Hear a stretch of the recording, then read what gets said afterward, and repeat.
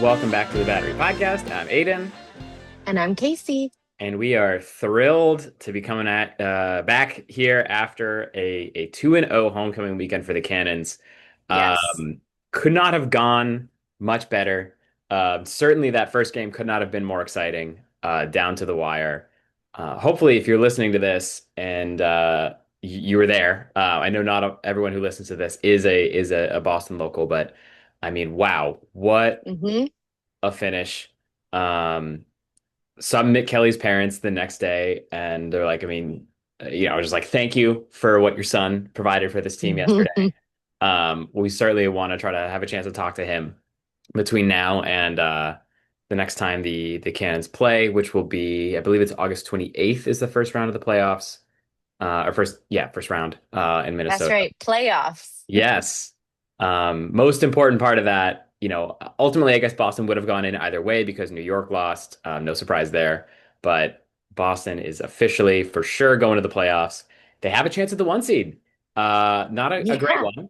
Philly would have to lose both of their homecoming games, and that CJ Kirst is real good at scoring goals, as is that Michael Sowers fellow. But from where the Cannons were a year ago, 4-6, losing both games of homecoming, to now. I keep wanting to say 8-6. They don't play 14 games. 7-5. Um, for sure, at least the second seed in the East, possibly the one seed. Um, I mean, and the Archers have just had an absurd goal differential, but the Cannons, I mean, the offense is just working so well. You know, these games weren't necessarily the best examples of it because Cannons did get blanked in the second quarter against the Whips, and I certainly think fatigue was a factor against the Redwoods the next day. But Hmm. um, yeah, wow.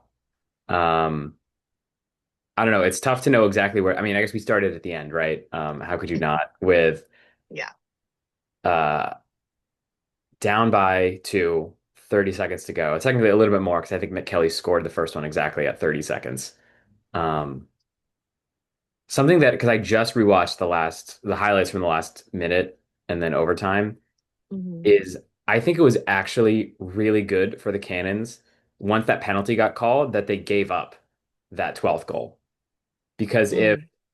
if that shot doesn't go in, if it goes out of bounds or if it's saved, then Right. the Whips just get the ball with a minute power play with a minute nine to go. And then, the Cannons it would be very, very difficult to force a turnover at that point. So the Whips can wind the clock down to 9 seconds theoretically, or they can, at some point Higginbotham comes out of the net, um, get an empty netter. But the power play, the goal counts, the Cannons are still a player down, but I mean McMeekin dominated LaSalle. We knew LaSalle wasn't healthy. Um, so that certainly explains part of it, but he goes 71.4. And what a Yeah. turnaround from last year where I was like, oh, thank goodness they scored. There's a face off. The Cannons are definitely going to win it, even a player down, which I never would have thought last year. Um, Hmm. they still got to score after that, but I was like, all right, that means we're going to get the ball back. Um, and I said this to Jack, at some point during the weekend that I think, if we do like Cannon's end of season award specifically, I think McBeacon has to be the Cannon's MVP.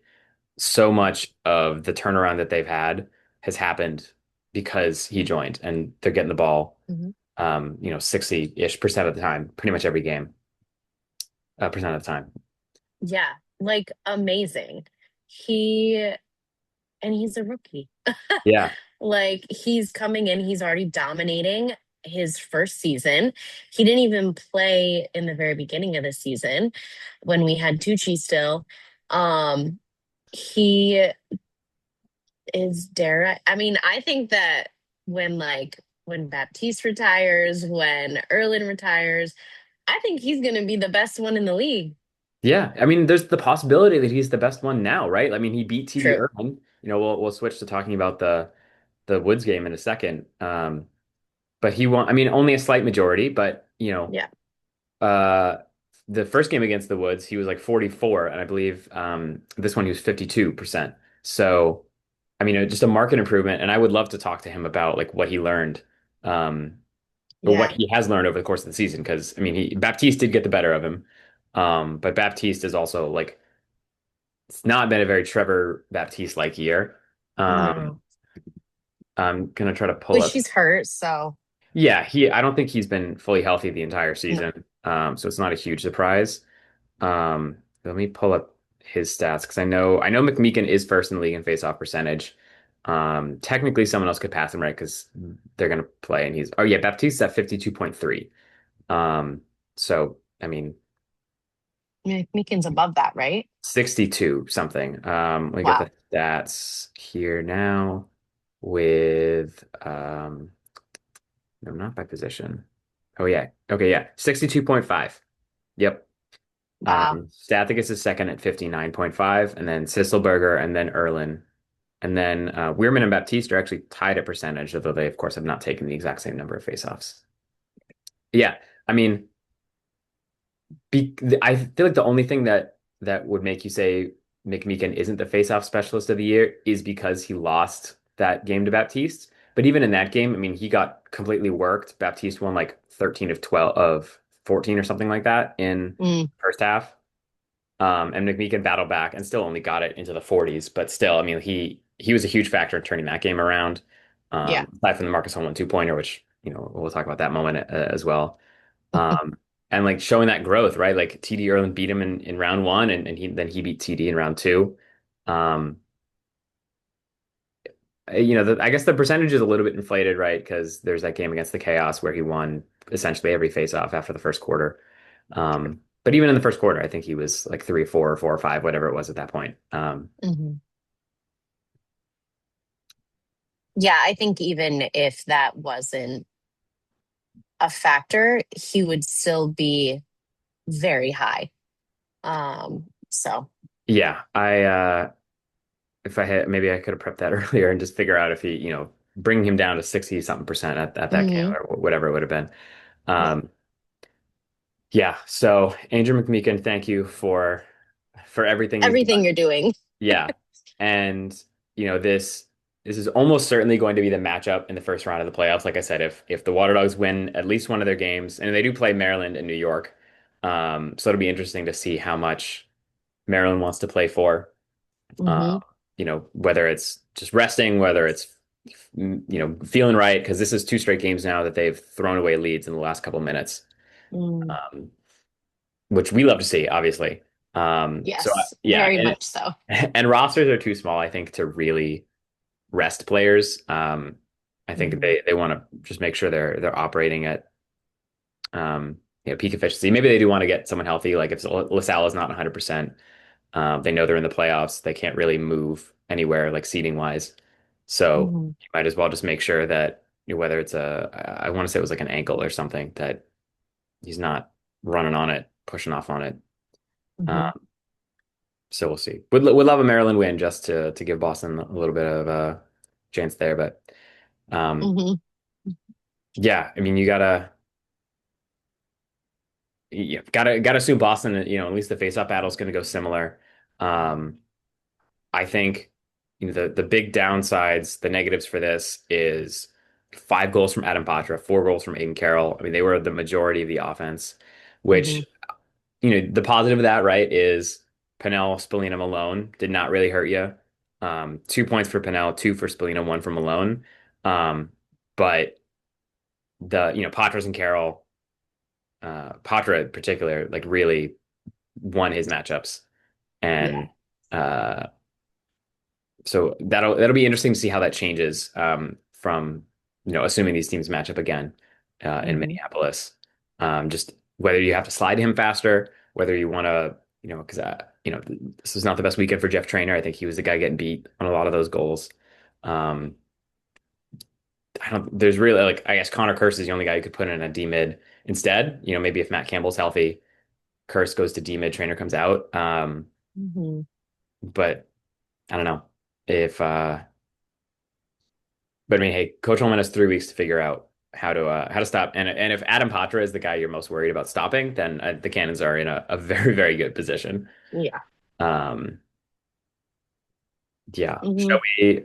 Anything else you want to say about this game? Should we switch to the We Woods? want to touch on Higginbottom at all? Yeah, yeah. So not his best game. He was for a lot of it in like the 30s and then 40s in save percentage. Um, I mean For that this first game, half. I mean, yeah, I mean, he did end 50%. Yeah, yeah. The Cannons closed this game much better, which I mean it says something about both teams, right? Because Boston's Hmm. up 5-2 after one, and then Maryland outscores Boston 6-0 in the second quarter. Hmm. Yeah, it was a really tough one. That was, Um, yeah, brutal. Yeah, 8-5 at halftime. Higginbotham wasn't playing well. A lot of what was that? Yeah, Patra and Carroll did a lot of their damage there, right? They had 8 of the 12 goals. And but I mean he battled back to Hmm. get to 50 was I mean, yeah, 12 scores against, 12 saves. No two-pointers on the weekend, which is awesome. Not the two most like two heavy teams, but still, we know how huge momentum swings those are, game Hmm. winners aside. Yeah. Um, And there were a good number of, let me see if this team stats will show 2-point attempts. Yes, 2-point shots, four for the Whips. And how many for California? Eight for California. So, I mean, Mm. I don't know how many of those were on target, but, you know, none of them went in. And I know at least a couple of them were. Yeah, and Higginbotham, he really stepped it up in that game against Hmm. California. Was 65%, I believe. 62.5. Yeah, 15 saves, 9 goals allowed. And coach said after the California game, like he was in his head a little bit too much, like just focused on like, oh, I'm the starter, it's homecoming, like just thinking about it a lot and not just kind of playing. Yeah. Um, but felt that he really got more comfortable for that second game, and it showed, right? I mean, Hmm. um, I brought a friend who had never been to a lacrosse game before, um, and he said to me multiple times during the game, like, "Wow, the Boston goalie is on fire right now." He also asked if it was a rule that goalies had to wear 88 because both Shea Dolte Yeah. and Higginbotham wear that number. I was like, no, just a coincidence. That Uh, was a coincidence. yeah. Um, yeah. Yeah. Yeah, he did really well. Yeah. Um, I was really, I was, I didn't really, I mean, I of course missed Kirsty. It would have been great to see him out there for a little bit, but it's really it's really awesome to know that kind of like with I'd say like with the chaos, how they have Blaze, but then they still have like a really good backup goalie, Yeah. and I think that yeah, Kirsty's like percentage has been down a little bit this year, but he's still a great goalie, and I love that we've been able to see JC be able to really like show what he's got. He's a great goalie as well, and it just builds that much more confidence in me with this team. Yeah. I mean, it's from where he started, because I think the first time I saw his name was like Champ Series last year. He was backing Hmm. up. I want to say it was the Atlas because I think, or maybe the Chaos. Yeah, because Blaze couldn't play, so I think Kaut was the Yeah. starter, and then he was the Hmm. backup of that. But right, undrafted, out of Bellarmine, and then not even picked up at any point during the regular season. So kind of gets that opportunity during Champ Series, as we've seen quite a handful of players get and then run with it. Um, Hmm. and now I mean, you got to think at least for the rest of the season, he's the starter as far as Boston goes in the Mm, playoffs. Um, and if he's able to backstop Boston to a championship, like what a story that would be. Um, yeah. yeah, I don't think I saw his family at homecoming, which is a shame because I'm sure Mm, wherever they were, they must have been going nuts seeing, especially yeah. when we played against California. Yeah. Where's he from? Um, Oh, he's from Texas. oh, interesting. Okay, so I mean, maybe Okay. maybe that's why. I mean, it's obviously further than a lot of families have to travel. Hmm. Certainly a pretty big East Coast bias in yeah, Plano, Texas. Yeah. Hey, I traveled from the West Coast, so Yes, you did. Yeah. Um, but I guess you knew you were coming a lot sooner. Maybe if true. if they weren't, he were, they're going to be the backup if they thought he Yeah. wasn't going to play. That's those plane tickets from Texas, I imagine, are quite expensive. Yeah. But I mean, it's also great just to see, a player and someone playing really well who's from Texas, right? Because it's certainly Yeah. it's an area that's growing, but football is definitely still king there.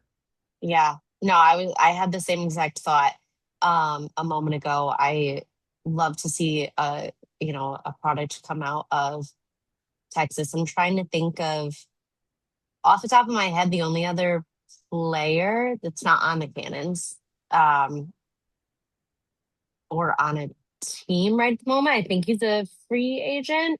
Um would be Nakai? yeah, Yeah, yeah, Montgomery. I think I, so. And then I think he's from like the Dallas area maybe. I'm yeah, not sure exactly where, but yeah. and then there's a guy who he played for the Cannons in the MLL, and then he played like 1 or 2 years in the PLL as well. Brandon Mullins was a Pole who Mm. went to Syracuse. Um, I mean, hey, Glenn Powell is investing. He wants Yeah, a team in Texas. let's Um, make that happen. yeah, as long as Higginbotham doesn't leave. True. Yeah, But also even if he does, yeah, still it would be. let's get that going. And Yeah, then they can do a show about it just like they did yeah. Welcome to with Wrexham. yeah.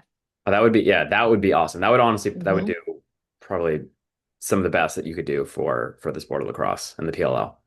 Yeah. Um, Really quick side note, yeah, just talking about like exposure and people in the limelight, so to speak. I was on I was on Instagram or TikTok yesterday, and this couple that's on social media that I happen to follow, they are from England and they moved to Boston recently. And they just post like their journey around Boston and like learning things about the area and um it's cute. But they turns out they got invited by or the husband got invited by Dude Wipes to the games. oh, nice. And so they did like a vlog about it. And I was looking through the comments because I wanted to see what kind of like engagement there was. Um, and there was other content creators that are based out of Boston. One being, I think it's Sean of Boston or Sean in Boston. He's been around for a while posting stuff. And I was just like, oh, wait, that's actually kind of really cool. Yeah. I wasn't expecting to see that, but I thought that that was a really good move on Dude Wipes for Hmm. the exposure. Because let's face it, like content creators are just all over the place. Yep. Um, and yeah, so I thought that that was cool because that's gonna absolutely, I mean, even just look at the comments, there were so many people in there who are not your typical lacrosse fans, right? Or maybe have Right. never paid attention to lacrosse. And now this is just exposing them to, I want to say they had like 21,000 or 26,000 followers. Like, Yeah, I that's just think that's cool. yeah. I So, mean it's also like where the tour model hurts you, right? Because like people can true. see that and see the amazing crowd that we had and be like, oh, this looks fun. It's like, oh, sorry, you got to wait until 2027. Yeah. Um, which is a shame, but I think we Hmm. have one, maybe 2 more years of that. And then that'll definitely, I mean, it'll turn things around and will hopefully just help the game grow even more or more quickly, right? Aside from the Olympics, Hmm. because just let's what an amazing crowd that we had yet again. I mean, I've Yeah. I've seen that, the clips of the Kelly goal tying it and then the Holman winner so many times, and like it like blows out the mics. It's so loud, so many Hmm. people there. Like it's more than 10,000 for sure. Um, Yeah. and Anthony Kelly said in the Redwoods press conference after the game, like this is the only real home field advantage in the league. And it is absolutely true. Like you're always going to see jerseys of the other teams because, kids like Joey Spallina and whatever. But Right. like it's 90+% Boston. Hmm. And you see obviously um, the Tufts players and families there for Rigneri. You see all the BC people there for the guard. Um, pretty much all the Cannons families follow. And then I mean, there's just so many people. Like you see MLL era jerseys. Um, Hmm. you see, unfortunately, you do see a lot of Pat Cavendish and Nolting. Sorry about those for those people who bought those, but just I mean, yeah, just so many jerseys of and it's all Hmm. Boston, right? Like even more than um, the the other team's homecoming. Maryland is, I would guess, probably like second, Hmm. especially with all the University of Maryland connections they have. But even then, like the crowd is just bigger here. Yeah. I remember when we were talking to Jack Keelty, he was saying that it was hard at some point to even hear coach Yeah, during a timeout because the crowd was so loud, which is really cool to hear from yeah, a fan perspective and just, with like a supporter group perspective. yeah, Sorry to them, right? But that was yeah, that was really cool to hear. yeah. We only want to make it difficult for the other team to hear. Yes. Yeah, and that's what I think. I know the Broncos were super specific about that in the NFL of like when their team's on offense to be really quiet so they can communicate, and then when the other team's on offense to be really loud so they struggle. I feel like in Mm, lacrosse it's flipped, right? Like you want to be quiet when they're on defense so that the defense can easily talk to each other, and then when Boston's on offense, make it tough for the other defense. But that's something that we should definitely try to implement for next year, is yes. especially when it gets late in games. Just make Hmm. it, yeah, whoever it's going to be. Hopefully not California and Maryland again. Like I would love to get Philly or New York. Yeah. Um, yeah, but give them try to even improve that home field advantage more than just blowing up after Boston goal. Hmm. Yeah, let's talk about California. We've touched on it in a lot of different ways, and then Yeah. we can more on the guard at the end for the last couple of minutes. Um, so but the PLO website, for whatever reason, has the wrong score. It says 11-7 Boston. It was 12-9. 11-7 was the score after three quarters, but the individual Hmm. stats are right. So Rigneri, he gets his first in Boston. Obviously, he's scored quite a few goals this year. But that was really, really cool. They honored Tufts national championship team at halftime, so he came out for a moment for Hmm. that. Um, Connor Kirst, what a game for him. Yeah, Two he had goals. a game, huh? Yeah. I have really grown, like not that I didn't like him before, but just really grown to like appreciate him on a different level this year. I think he's been Mm. mic'd up once or twice. I feel like I've seen more of his personality. Um, I mean, that goal, I think it was the end of the third quarter where Higginbotham makes a 2-point save on Kavanaugh. Perfect lead pass out there, like over the midline, like a 40 something yard pass. Um, Holman gets it. Kurse is like cutting and stumbling across the crease. Gets it, has time to throw a fake, and puts it in with 2.4 seconds to go. And he was fired up after that, which, um, I think the players know and appreciate the home field advantage in the crowd, but to see him like pump up the crowd after that, because you're going into the end of quarter break was really, really special and one of the highlights of the weekend for sure. Yeah. Um, And he scores again later in the game. yes. Yeah. That was really awesome. I, to what you were saying, I do feel like for some reason, I'm not exactly sure. I haven't thought about it until this moment, but I feel like his play is almost it's more obvious. And I don't think that it's necessarily a matter of him being better this season than he was before, but I don't know if it's maybe just the lineup changes seem to make him stand out more, which Yeah. is great because he deserves his flowers too. But Um, yeah, I don't know. I think just from my perspective, I feel like he stands out more Yeah, I would agree. lately. Yeah.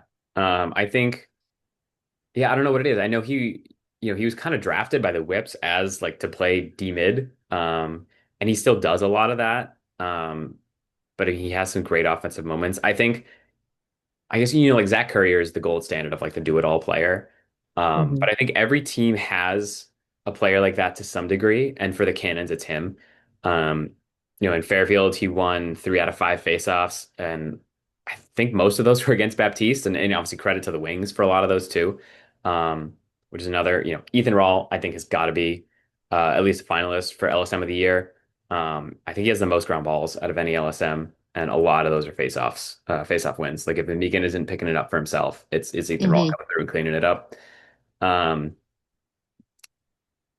but yeah, he's got. Let's see how many points he has on the year. Um, yeah, let's just check the stat line. So only all right, 7 points, 4 goals, 3 assists, but he's shooting in the 20%. He only has 17 shots on the year, so like that's a pretty good percentage. Um, 6 of those are 2-pointers, which we know he has the range for. He's got 3 or 4 of those in his career. Hmm. 19 ground balls. Um, let's see, 2 penalties. Um, where are the face-off stats? Why are those not available easily? Um, but yeah, he's kind of in that hybrid role. Like he does wind up playing a lot of defense. I think they trust him Hmm. um to go out there and do anything, right? I think like maybe the only thing he Yeah. doesn't do is like the power play, but even then, um, I know coach would absolutely be comfortable sending him out there, especially um, if they, want a stretch shooter threat, right? Like Hmm. with Campbell being out, like he's someone else who gives you that range. Um, Yeah. yeah, he's been unreal. Um, let's give Will Donovan his flowers again too, shutting down Chris Kavanaugh. Kavanaugh had 1 goal, which I believe was not Donovan was not covering him at that point. I think he'd slid off him. Um, yeah, I mean only 9 goals for the Woods, right? Like no one really popped, ironically, except for Brian Tevlin, who Mm. he's their do-it-all player for California. Um, 2 goals for him, and he looked like an offensive player. Yeah, 8 caused turnovers for him, 24 ground balls, 7 goals, 5 assists. He's a really, really fun player to watch. Hmm. Um, got to think he's going to be on the Team USA roster for sixes for the Olympics. Yeah, he's done everything. Picked up a long pole. He's taken some faceoffs. Offense, defense. I think he scored I forget if it was either the tying or the winning goal in the semifinal in 2024 for Notre Dame. Hmm. Um, so yeah, he's definitely a player that I mean I think every team would love to have him. Um, yeah, Yeah, for sure. yeah. Grant shut Um, down Malloy again. hmm. Well, I mean not shut down, 2 goals from Malloy, but you know he had Held 7. him to 2. Yeah, only 1 goal for Garnsey. Hmm. Um, Field 2 was on him, right? yeah, uh, or yeah, because Malloy, yeah, must have been because it was Malloy and Grant on Malloy and then Donovan on Kavanaugh. Um, Hmm. and not Bulker much Cell was in there for a little bit, which was cool. who? Bulker Cell. Oh yeah, but he was held off the score sheet. I think for the first time this year, Yeah. actually. It was a really quiet day from the midfield for, ironically, except for for Devlin, who's a defensive midfielder. Um, Thompson, I know, switched to attack. He had 2 goals, 1 assist. Finn Thompson, who's been, I mean, took forever for him to get his visa, but he's been great since he came on. 1 goal for Garnsey, 1 goal for Denenza. Like I said, 2 for Devlin, 2 for Malloy, 1 for Kavanaugh, uh, and that's it.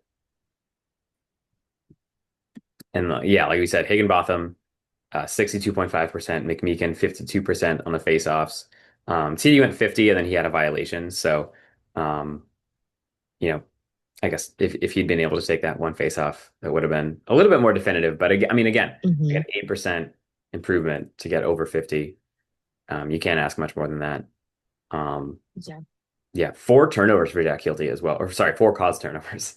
Um, yeah, one of his best games, I thought Hmm. he was very good. Um, yeah, two caused turnovers for Grant. I mean, yeah, the defense is just playing so much better. Um, Hmm. and I don't I mean, I do think McMeekin helps. Like they're just playing less defense, so it's easier. Like they're not as tired. True. Yeah, they can talk about each individual possession a little bit more. Hmm. Uh, yeah. Anything else you want to say about this game?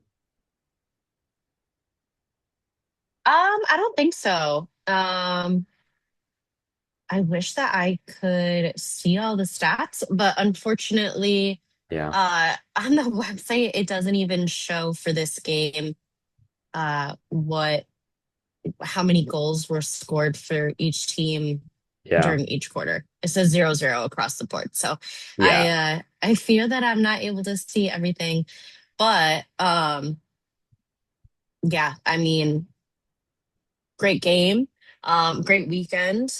Um, I love that they I think one of my most favorite things about our team is it really truly is not over until it's over. Yeah. Um, and it doesn't matter if we have literally 30 seconds left, Hmm. like we did the first night. We can tie it up. And it's just like that one champ series, right? My Yeah. first champ series that I went to, it was a similar a similar Yeah. thing. Very end of the game, we tie it up, and then in overtime we get a two and we win. Yeah. Yeah. I mean, this So team, it's amazing. And Keelty said to us after the game, he said there was never a doubt they were going to win that game against Maryland, yeah. which is awesome. And I mean, Hmm. and it was so With cool the too. biggest smile on his face. Yeah, to see how fired up everyone on the team was. Like, it's an overtime winner. Mhm. They're always excited, but I think the crowd just gives you that extra energy. Like when there's 10,000 people cheering for what you just did. Like Holman, he went right away, after kind of everyone hugged him. Um, like yelling at the crowd, firing it up. I know Keelty had Hmm. some of those moments. I know Jeff always does. And has always had like 50 people in the stands too, like the whole half the city of Billerica. Uh, Not Yeah. Billerica, as Will Donovan and Hunter Smith thought it was Right. pronounced. Um, let's end this on a sad note and talk about the guard. Oh, yeah. I could not have been more wrong about this. I thought it was going to be Hmm. they were going to have no pressure. They were just going to have fun, enjoy playing with each other, and maybe they did, but they were very badly outplayed. They lose 21-9. So most goals given up, most goals scored, whatever for the Palms. No crazy high point totals from everyone. So Marie McCool led it for California with six, which is obviously very good. But it's not like someone didn't have like 11 points like Rachel Clark did back in Fairfield. Right. But almost everyone was on the score sheet. There's Hmm. 1, 2, 3, 4, 5, 6, 7, 8, 9, 10, 11 players with points, um, which is pretty good. I mean, Yeah. yeah, the California, like again, that friend that I took, this was the first game he saw, and he remarked like many, many times just how fast everyone was, Hmm. and that was the difference. Like we saw it in Champ Series too, like just how go go go the Palms were, and that was very much the case in this game. Um, yeah, just running all over Boston. Um, yeah, I don't know what. Uh, Yeah. That was really hard. Yeah. Yeah. And Dolce wasn't bad. I mean, this is what's crazy. She made 16 saves and she still gave up 21 goals and was below 50%. Yeah. I mean, it's Yeah. just it just felt like, Boston's like almost never had the ball despite winning the draw battle. Right. Um, no Maddie Epke, which I would assume there's like a prior commitment or something that she had. But Carrie Hmm. Neese played great as well, won 16-30. Honestly, it felt like more. Um, as I was watching the game, but still, like, yeah, California was just faster. And I don't know, it's easy to be biased after this and say that I think they're going to win. But also, I'm like, wait, no, actually, no, sorry. The Charm also scored 21 against Boston, so tied a record. I guess I just blocked that out. Mhm. Um, Understandably so. yeah, but I mean, Sydney, it was Sydney Black and Bridget Duffy and Allie Kennedy are also insanely fast and talented players. So I think this Hmm. WLO championship is going to be really, really fun to watch. Yeah, I think that that's gonna honestly be a really good game, Yeah, a really good game. yeah. I think there's only three games in like three PLL games in Philly that week because the Cannons, the Chaos, and the Archers have all finished for the season. Yeah, it's only Mm, three. So it's Atlas Dogs is the first game, and then on Saturday, and then the WLO Championship, and then Sunday it's Whipsnakes and Water Dogs, and then Outlaws Redwoods is the final game of the year. Um, yeah, I'm sad that I will be out of the country and probably not able to watch it. Certainly not able to watch it live, but yeah. I will do my best not to to at least watch some of it. Hopefully, just the fourth quarter, maybe like the following morning or something. Hmm. Um, yeah, should be really really cool. And um, all right, let's just wrap it up because I think we both have to go momentarily. I have a flight to catch. Yeah. So, no uh, surprise, the Atlas lose pretty badly to the Out. Oh, well, it started off pretty bad. The final was somewhat respectable, 14-9, but they are eliminated from the playoffs. Just a really tough year for them all around. You got to think yeah. maybe a coaching change coming, certainly some roster changes. I mean, Jeff Teat should be back unless he gets hurt during the NLL season again, and that will Mhm. help him out a lot. Yeah, they just looked. It's like how did the Cannons? How did they win a game at all with how they looked? Shocking. The Chaos lose by one to the Archers, so their goal differential is, I believe, -20, and they're 5-7. California's 5-6 with a -8. So if California doesn't lose by 12 to Denver, Mhm. they will be in. Denver is in. Um, Maryland is in, obviously.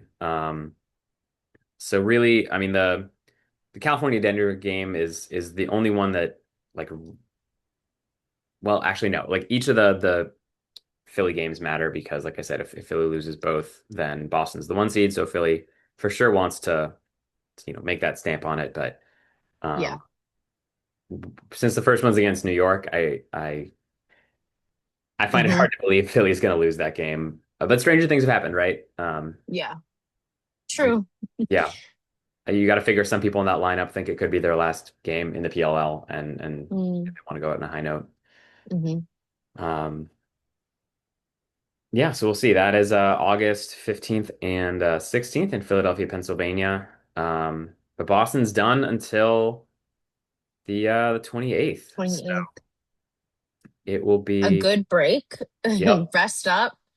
Yeah, you hope it's Although I not, don't want us to lose the momentum. yeah, you hope it's not too long. Obviously Hmm. the teams are going to have Zoom calls and stuff to go over, film between now and then. Oh, 29th, sorry, 29th in Minneapolis. Um, We'll hope, and I mean, maybe the Cannons will get that extra week off, right? If Philly loses, we'll keep just knocking on wood for that. Um, Yeah.